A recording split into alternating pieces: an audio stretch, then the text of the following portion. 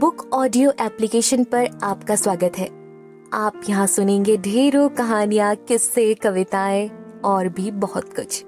फिलहाल आप सुन रहे हैं कविता संग्रह और इसका नाम है एक नई शुरुआत।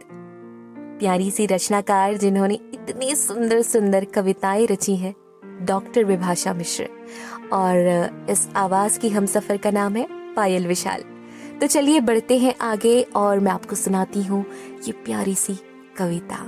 शीर्षक है स्त्री के लिए। स्त्री पर बहुत कुछ लिखा गया और अब तक लिखा ही जा रहा है। कितने आए जिन्होंने स्त्री को ठीक से समझा, उनके अंतर्मन को टटोला।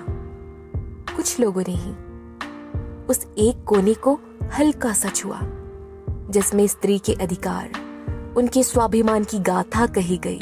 हृदय की गहराइयों तक जाकर अपनी कलम चलाई। केवल कुछ लोगों ने ही। क्या उन्हें स्त्री के भीतर की अंतर व्यथा, अंतर कथा समझ आई? शायद कुछ लोगों ने स्त्री के हर एक कोने को महसूस किया और उसके बारे में सब कुछ लिखा।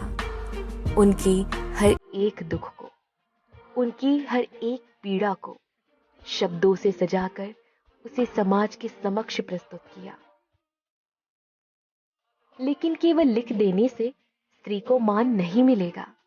उसे भी स्वाभिमान से जीने दिया जाए, बिना किसी आलोचना के, बिना किसी प्रतिरोध के। उसको खुली हवा में सांस लेने दिया जाए। यही उन्मुक्तता उसके स्त्रीत्व के भाव को जीवित रखेगी और वह भी खोलकर जी सकेगी अपने अस्तित्व को बचाते हुए। अगली कविता, कायदा। यह शब्द सिर्फ लड़कियों के लिए ही बना, ऐसा बचपन से सुना था। जैसे जैसे उम्र बढ़ती गई, ये सारी बातें महसूस भी होने लगी। ऐसा लगने लगा कि सिर्फ हम लड़कियों को ही इन सारे बंधनों में बांधने का रिवाज है। वक्त बीतता गया और हमने कभी पत्नी, कभी मां का रूप ले लिया। फिर भी इसमें कोई बदलाव नहीं। वे सारी बातें जो बचपन से सुनी थी, खुद मां बनकर भी वैसी ही रही। कहीं कोई बदलाव नहीं दिखा। सिर्फ एक ही सवाल उठता है मन में कि बेटियां घर देर से लौटे, उसमें कायदा, मगर बेटा रात भर बाहर रहे, उसके लिए कुछ नहीं। किसने बनाया इन सारे कायदों को? किसी इंसान ने ही। कितना बदल गया है इंसान। फिर इन ढकोसलों को क्यों नहीं बदला गया? और कितने युगों तक कभी बेटी, कभी बहन, कभी पत्नी, तो कभी मां के रूप में इन कायदों से लड़ना बाकी है। शायद तब तक जब तक कि हर एक इंसान यह बात ना समझ ले कि इन कायदों में अपने घर के लड़कों को भी सबने बांध कर रख लिया होता, तो शायद आज किसी अबला को अबला कहलाना ना पड़ता। बहुत ही सुंदर भावपूर्ण रचना। बढ़ते हैं अगली कविता की ओर। शीर्षक है पिंजर। पुरातन युग से लेकर आज तक केवल कमजोर वर्ग के हिस्से ही पिंजरा आया।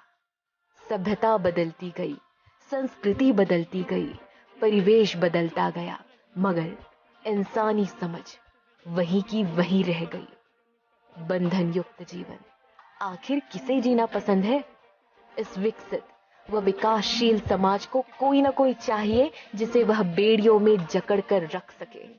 अपने अनुरूप कार्य ना होने की दशा में निम्न से निम्नतर होते इस इंसान को आज जरूरत है कि वह सिर्फ दिमागी रूप से आगे बढ़कर सफलता प्राप्त करने की कोशिश ना करे।